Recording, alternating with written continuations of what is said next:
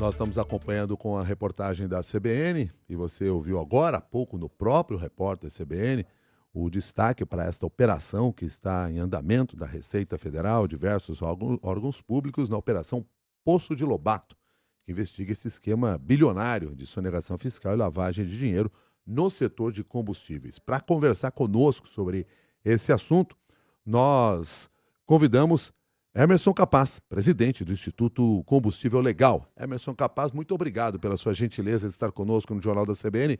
Bom dia. Bom dia, Milton. Bom dia, Cássia. Eu que agradeço a oportunidade. Bom dia. Chama sempre muito a atenção nessas operações o volume de dinheiro, porque nós estamos tratando de operações de grande porte e, mesmo assim, operações que são feitas na ilegalidade, Emerson Capaz.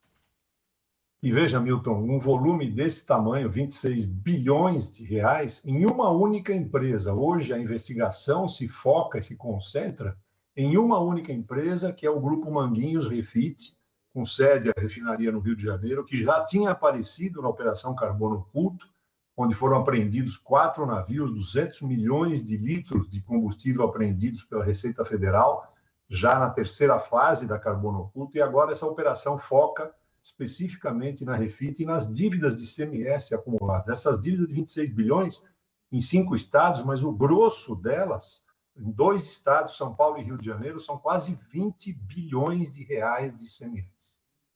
E tem outra coisa que chama a atenção também aqui, Emerson Capaz, que os responsáveis por essa operação destacam que essas ações criminosas ocorrem por meio da reincidência no descumprimento fiscal. Tem alguma coisa que possa ser feita para que seja dificultado a reincidência de crimes como esses, nesse tipo de empresa? Pois é, Cássia, o que a gente tem falado o tempo inteiro e insistido nisso, você tem um projeto de lei na Câmara chamado Projeto de Lei do Devedor Contumaz. Hoje, a operação se concentra no maior devedor contumaz do Brasil, que é a Manguinhos Refit. Porque nós falamos o tempo todo da importância desse projeto de lei. Se ele já tivesse sido aprovado, ele tramitou durante 8 anos no Senado e só saiu do Senado depois da Carbono Oculto. O Carbono Oculto fez com que os senadores aprovassem rapidamente, por 71 votos a 0, o projeto de lei que veio para a Câmara agora, está em tramitação há 3 meses praticamente, e o presidente da Câmara, Hugo Mota, não coloca, já votou o regime de urgência e não coloca em votação. Este projeto é o exemplo típico de como um devedor contumaz poderia ter parado de operar reincidentemente ao longo desses anos todos, né? Praticamente aí 10, 12 anos em recuperação judicial, continuava operando, fraudando o fisco dos estados, fraudando o fisco federal, e essa operação provavelmente é uma operação que deve colocar um fim nesse processo. Quando o senhor se refere deve colocar um fim desse processo, que processo? Deve acelerar, por exemplo, a votação do projeto que está lá no Congresso Nacional, do devedor contumaz, ou desse processo aí das irregularidades que nós estamos acompanhando?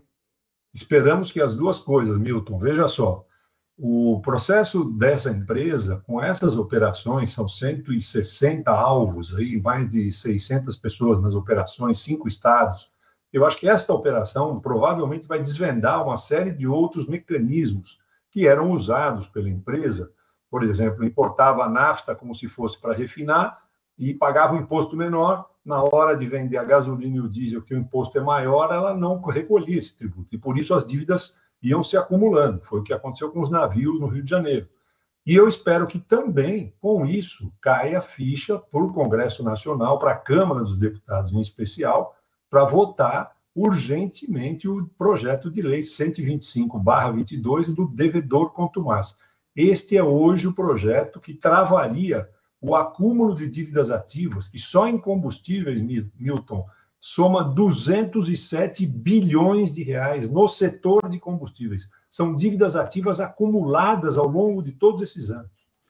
O senhor se referiu agora há pouco sobre uma dessas operações, quer dizer, você traz gasolina, mas declara que é nafta ou derivados, por isso paga imposto menor. Aí passa pelo processo da fiscalização. Essa fiscalização, ela também está fragilizada? Ela não está, não é que ela está fragilizada. As declarações que são feitas pela empresa você depois perde-se ao longo de por onde esse combustível foi descarregado. Vamos lá, ela, por exemplo, desembarcava em águas lá no Amapá. Tinha um sistema de desembarque em águas permitido pelo estado do Amapá, e ela desembarcava e era dado lá um diferimento, como se ela tivesse pago lá os impostos. Aí ela vinha para São Paulo ou para o Paranaguá, e entrava, quando iam fazer a fiscalização, ela diz, olha, eu já tenho aqui uma comprovação do diferimento desses impostos. E não podiam ser diferidos, porque no tributo do ICMS, do diesel e da gasolina, você tem que pagar no ato.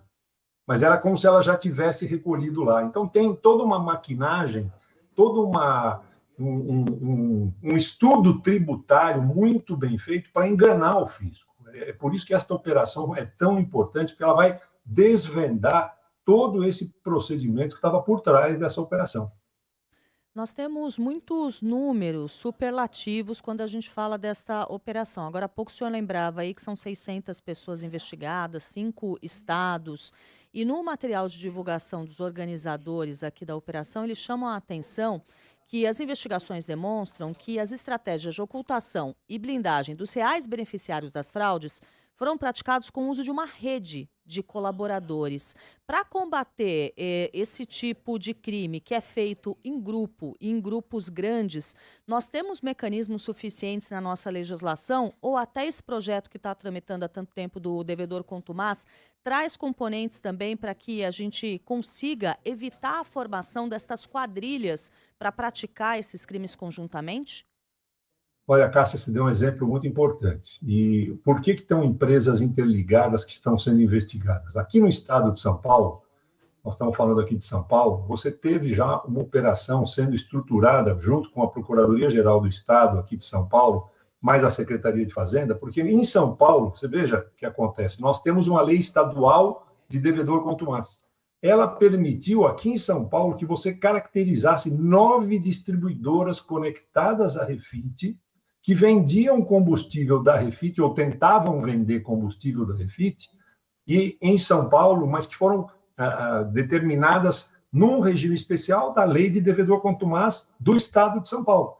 Então, você já conseguiu travar aqui 9 dessas distribuidoras, que provavelmente farão parte desse processo hoje, e impediu, aí, no caso, o processo é um outro processo chamado solidariedade tributária, que as revendas de combustível comprassem um combustível dela mais barato por sonegação, né? Então, ela incriminou as revendas, essas revendas vão pagar multas enormes, que são referentes aos tributos que não foram recolhidos, mas esse é um exemplo típico de como você consegue travar em estados através de uma lei que é estadual, mas ela só pega São Paulo.